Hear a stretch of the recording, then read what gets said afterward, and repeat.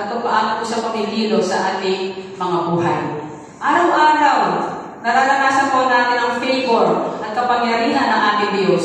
Yung andito po tayo ngayon at malakas, favor po ng Lord yan. Amen. Yung libreng hininga na binibigay po sa atin, pinagpala na po tayo. Yung iba po, kailangan pa ng oxygen para makahinga sila ng maayos. Yung nakakaraos po tayo sa ating pang-araw-araw na pamumuhay, pang-araw-araw na gawain, dahil po yan nakaantabay ang Lord sa atin. At dahil sa kapangyarihan ng Diyos, tayo po ngayon ay masaya, tayo po ay may kapayapaan at kagalakan ng puso, dahil lamang po sa mayamang biyaya ng ating Panginoon. Amen. Isa pa, palakpakan natin si Lord. Narito po ang ilang mga paraan kung saan makikita o mararanasan ang kapangyarihan ng ating Diyos. Here are some ways to experience God's power in our lives. Number 1, we experience God's various spiritual experiences. Ano po yung mga experiences na yan? Mga spiritual experiences na yan. Ano po yung mga yan? Pag-aaralan po natin ngayon. ABC. Okay, letter A, answered prayers. Mga sinagot na panalangin. Sinagot ng Diyos ang atin. Verse 2, for you, Psalms 65 verse 2, for you answer our prayers, all of us must come to you. Ano po yung sabihin sa Tagalog? Pagkat yung panalangin nila ay iyong dinirinig, dahil lang sa kasalanan, dahil sa iyo ay lalapit. So, ang Diyos po natin dinirinig niya ang ating mga panalangin. Mga magulang at kapatid, ang Diyos po ay nakikinig sa ating mga panalangin. Kaya nga po napakahalaga din ang ating prayer meeting. Every Saturday, 6:30 a.m. po yan. Ang lahat po ng anak ng Diyos ay may karapatang lumapit sa Diyos upang manalangin. At napakabuti po ng ating Diyos sapagkat pag nakita ng Lord ang ating mga puso na tayo po'y kaintim na nananalangin sa Kanya na may pagpapakumbaba, pinutugon po ng Lord ang ating mga panalangin. Tapat po ang Diyos sa mga pangako niya. Kaya paghawakan po natin na hindi niya po tayo bibiguin. Amen?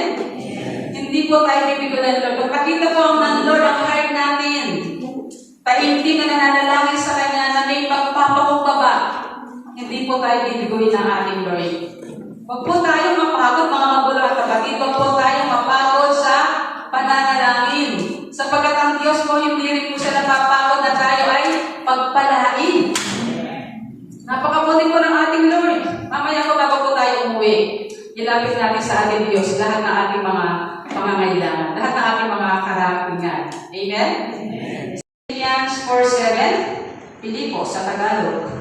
At ang kapayapaan ng Diyos na hindi kaya maunawaan ang tao, ang siyang mag-iingat sa inyong puso at pag-iisip dahil sa inyong makikipag-isa kay Kristo Jesus. Ibig sabihin po nito, hindi lamang po isang simpleng wala tayong kagulumihanan, kundi isang malalim at supernatural na kapayapaan na nagmumula mismo sa ating Diyos. Mga minamahal, ang kapayapaang binibigay ng Lord sa atin ay higit pa sa anumang maaabot ng ating pangunawa. Ito rin po ay nagbibigay ng proteksyon at seguridad sa ating emosyon at kaisipan. Kaya mawawala na po sa atin ngayon ang pagkabalisa. Wala na ngayon sa atin ang takot, pag-aalala, dahil si Kristo na po nag-iingat sa ating puso at pag-iisip. Amen? At ang kapayapaang ito na hindi kayang maunawaan ay ating pong matatamo dahil sa ating Panginoong Jesus. Siya po ang naglalagay sa ating puso at kaisipan ng tamang kaisipan. Kasi po pag tayo lang minsan negative, pero ang ating Panginoon ay lalagay sa puso natin yung tamang kaisipan. Yung hindi natin minsan maunawaan, pero ilalagay ng Lord sa ating puso at kaisipan ang totoo, ang tama, ang katotohanan. Amen? Na hindi niyo po tayo pababayaan. Na ang ating Panginoon ay laging nakaantabay po sa atin. Kaya meron tayo ngayong kapayapaan. Amen. Letter C. Spiritual growth. 2 Peter 3:18. Magpatuloy kayong lumago sa magandang loob at sa pagkakilala sa ating Panginoon at tagapagligtas na si Jesucristo sa kanyang kaluwalhatian ngayon at magpakailanman. Tagapagligtas na si Jesucristo sa kanyang kaluwalhatian ngayon at magpakailanman. Gusto lang Lord magpatuloy po tayo sa paglago. Mga minamahal, nararapat po na patuloy tayong manalangin na lumago ang ating pananampalataya. Palalimin natin ang ating pagkaunawa sa kagandahang loob ng ating Panginoon. Palakasin natin ang ating personal na relasyon sa Diyos. Ibig sabihin po, magkaroon ng malalim na pananampalataya sa ating Panginoong Jesus at magbigay tayo lagi ng papuri sa Kanya sa lahat ng panahon. Praise God.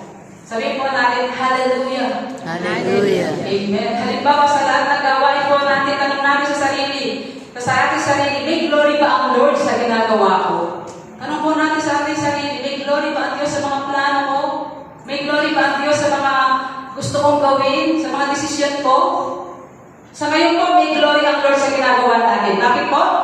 Dahil tayo nakikinig o nag-aaral ng salita ng Diyos. Amen. Amen. May glory po ang Lord. Bakit? Kasi inunay niyo po siya kahit marami tayong pinagkakaabalahan sa buhay. Iniwan natin yung mga ginagawa natin. Tayo po, gusto natin na unahin siya. Kaya may glory ang Lord sa ating ginagawa ngayon. Amen. Kaya palapakan natin si Lord in our lives through provision and protection. We experience God's power in our lives through provision and protection. Pag pinag-usapan po natin yan, provision and protection, ano po unang-unang maiisip natin? Letter A, financial provision. Yan po ang paboritong topic ng mga mananampalataya. Financial provision. Philippians 4:19. Sabi po gano'n sa Philippians 4:19, but my God shall supply all your need according to His riches in glory by Christ Jesus. Bukas ay hindi mauubos na kayamanan ng Diyos. Hindi mauubos na kayamanan ng Diyos. Ibibigay niya ang lahat ng inyong kailangan sa pamamagitan ni Kristo Jesus. Ang ganda po, no? Ibig sabihin po ng verse nito, ang Diyos po ay nagpapinmalasakit sa lahat ng ating mga pangangailangan. Hindi lamang po sa material na bagay, kundi pati na rin sa ating espiritual at iba pang pangangailangan. Mga magulang at kapatid, ang Diyos po natin ay mayaman. Hindi nauubos ang kanyang kayamanan. Unlimited po ang kayamanan ng Diyos. Ang nais po niya, pagpalain tayo na higit pa sa ating pangangailangan. Bakit? Para tayo ay maging pagpapahalain sa iba. Amen? Ang buhay niyo po? Magpapalain tayo ng Lord ng sobra-sobra para tayo po ay maging pagpapahalain sa iba. Amen? Amen. At ang lahat po ng biyaya ay matatanggap natin sa pamamagitan ni Jesus ng ating Panginoon na lubos na pinagkakatiwalaan. Mayaman po ang Diyos natin. Humingi kayo, sabi sa Bible, at kayo ay bibigyan. Hanggang ngayon, hindi pa kayo humihingi, ang sabi ng Biblia. Humingi po tayo sa ating Amang Diyos. Mamaya po, mag-pray tayo, hingi tayo sa Kanya ng lahat ng pangangailangan po natin. Amen. And letter B, protection from harm. Protection mula sa panganib. Kanya sa lilim ng kanyang malapad na pakpak at sa kalinga niya ay palagi kamang nakakatiyak, iingatan niya at ipagsasanggalang pagkat siya'y matapat. Memorize niyo po yan, di ba? Lagi natin nababasa yan. Lulukuban kanya sa lilim ng kanyang malapad na pakpak. Siya po siya po lagi nagbabasa ng Biblia. Ang sabi po sa awit 91:4, ito po ay nagbibigay ng katiyakan na ang Diyos ay ang ating proteksyon at kanlungan. Siya po ang proteksyon natin. Siya po ang ating kanlungan. Siya ay tulad ng isang mapagmahal na magulang na napoprotekta sa kanyang mga anak. Kapag tayo po ay nasa ilalim ng proteksyon ng Diyos, tayo ay ligtas sa anumang pinsala o panganib. Amen? Amen. Pansinin niyo po yung mga manok. O yung mga manok na inahin po. Di po ba yung mga mapaggabi na yan, tatakip siling na ang lahat ng mga sisim niya, kaya ba lahat iipunin niya yan, tatakpan niya ng kanyang pakpak para hindi sila malamigan, lalo pag umuulan. Di ba yung sila yung maulanan, pero ang mga sisim nakatago sa kanyang mga pakpak. Ganun po. Ano pa kaya ang ating Diyos? Ang Diyos na nagmamahal sa atin. Yun nga, manok ko lang, no? Kung mahalin niya ang kanyang mga sisim ay biyan na lamang, paano pa kaya ang Diyos natin na may lalang ng lahat, no? Siya po ang dahilan kaya tayo nabubuhay. So ano pa kaya? Sobrang pagmamahal po ang binibigay ng Lord sa atin. Example na lang po, ibinigay niya ang kanyang buhay para hindi po tayo mapaham. Amen. Amen? Ganun po tayo pamahal. Kung iisipin lang po natin kung ano ba yung ginagawa natin para sa Kanya. Di ba? Lagi na lang naguguto si pastora na meron na namang Bible study. Gusto niya lahat, ina-attenan.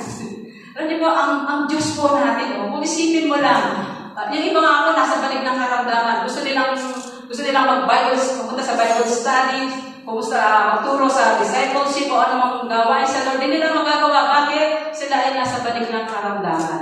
Tayo po malakas. Paggamit mo natin ng ating Lord. Marami pong nag-commit, marami pong nagsabi na gusto ko nang kahit sa dulo lang ako, pastora. Gusto ko maglingkod. Gusto ko maglingkod kay Lord, kahit nasa dulo lang ako.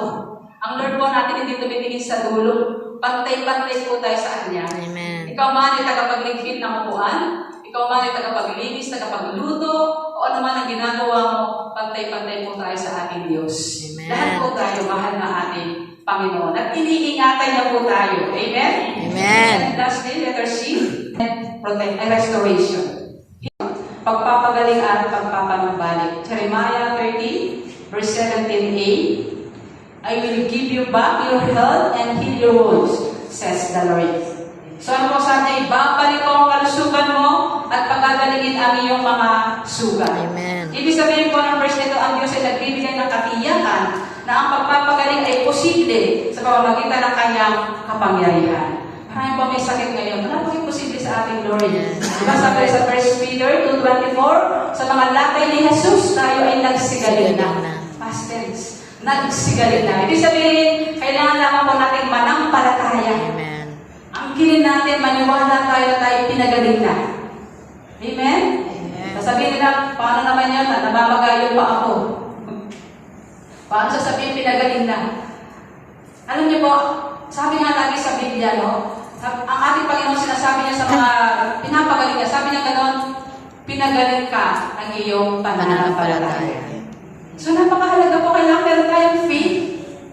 Maniwala tayo na kayang-kaya tayong pagalingin ng ating Panginoon.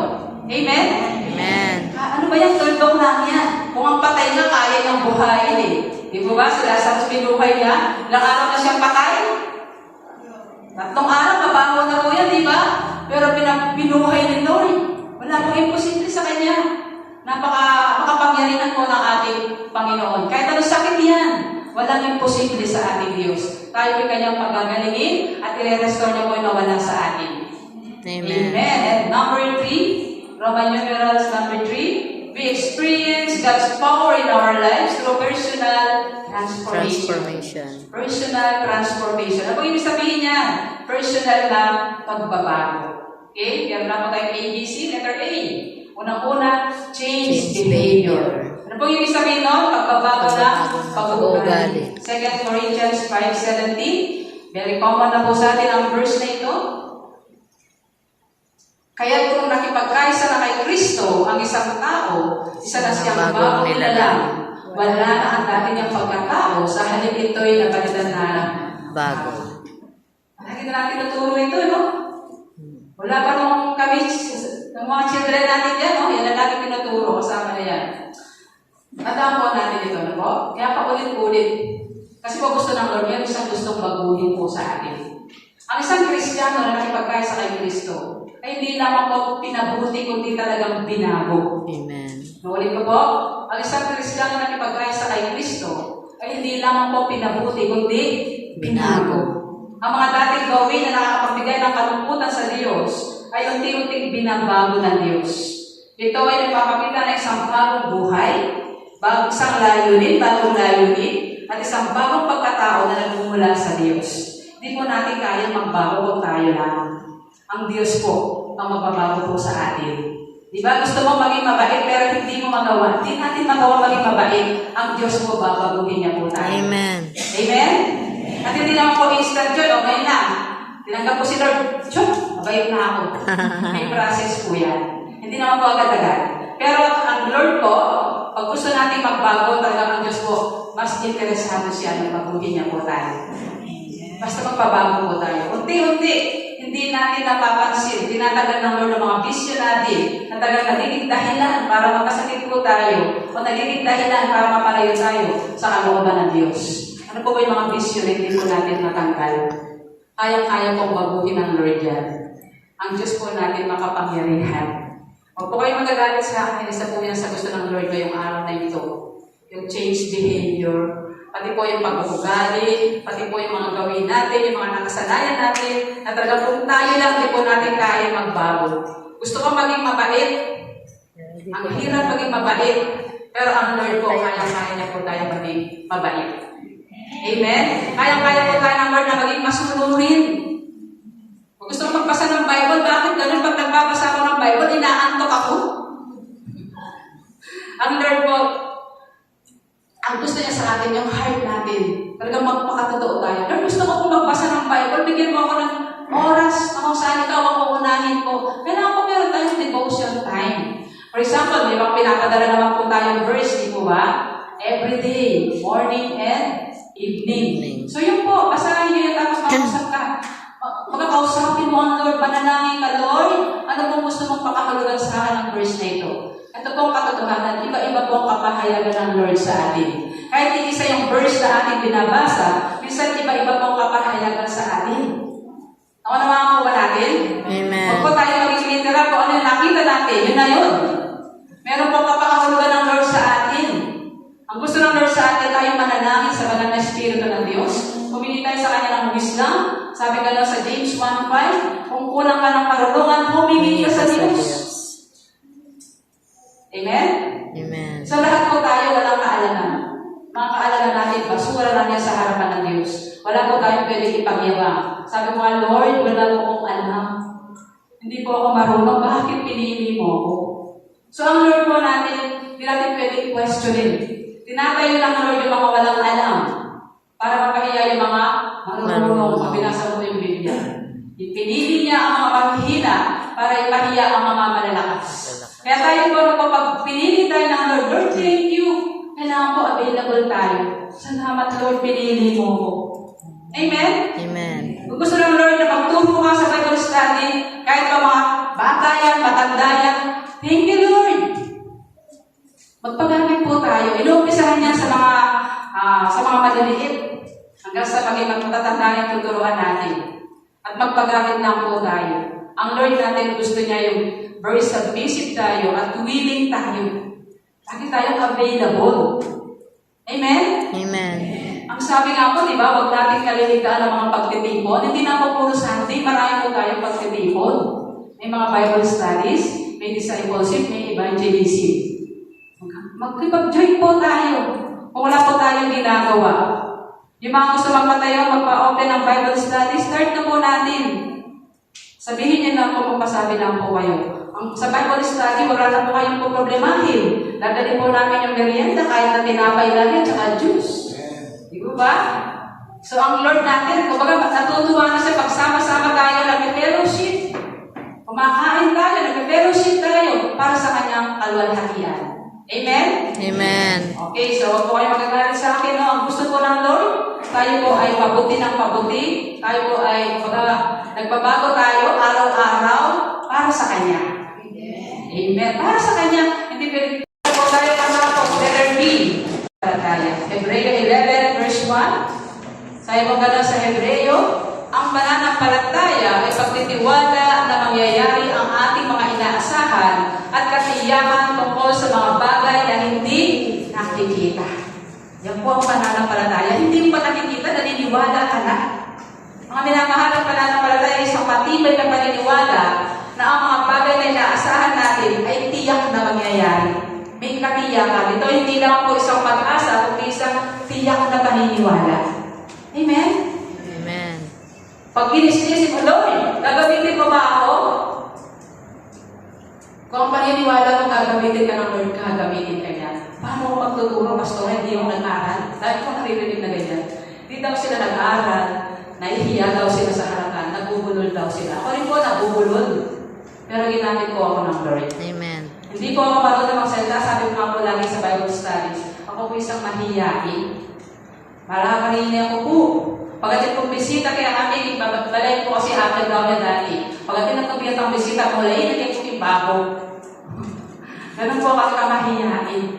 At pag nag-aaral po ako, kung hindi ako tawagin ng teacher, hindi po ako talagang magtataas ng kamay. Marinig ako po. Pero bakit pinili ako ng Lord? Kasi lahat po kasi tayo, gusto ng Lord gamitin. Pero iba-iba po ang ating kapanawagan. Kung wala nang makikinig. O lahat magluluto, sino pa yung pagluluto? Lahat nagluluto na lahat. So tayo po lahat, no? sa pananampalataya po natin, kung ang faith natin, gagamitin tayo ng Lord sa ganitong ministry, mangyayari po yan. Amen? Kahit din pa nakikita, sabi ko nga, minsan nga po, nani-alas ko noon pa po, nakikita ko ang sarili ko nasa harapan nagtuturo.